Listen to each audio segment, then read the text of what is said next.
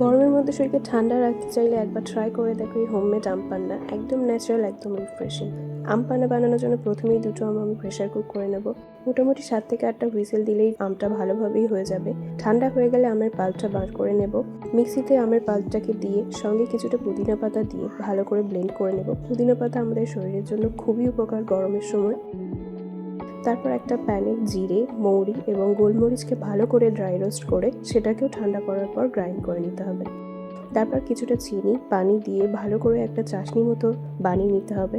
তারপর ওই আমের পাল্পটা দিতে হবে, ভাজা মশলা, ব্ল্যাক সল্ট এবং নর্মাল সল্ট। ঠান্ডা হয়ে যাওয়ার পর লেমন জুস দিতে হবে।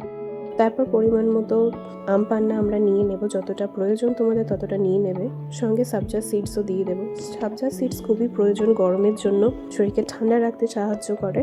এরকম ইজি রেসিপি পেতে আমার চ্যানেলটাকে সাবস্ক্রাইব করে রেখে অবশ্যই লাইক, শেয়ার অ্যান্ড কমেন্ট করো, যাতে আমি পরবর্তীতে আরও ভালো ভালো ভিডিও নিয়ে আসতে পারি। তারপর আমি একে একে সবগুলো গ্লাসে ভরে নেব সুন্দর করে। আমি খুব সহজেই রেসিপিগুলোকে দেখানোর চেষ্টা করি যাতে তোমরা বাড়িতেই ট্রাই করে দেখতে পারো। তারপর ডেকোরেশনের জন্য পুদিনা পাতাগুলো উপর থেকে দিয়ে দেবো। এই গরমে সবাই ট্রাই করে দেখো ইজি আম পান্নার রেসিপি। ভিডিওটা সেভ করে রাখো পরে বানানোর জন্য।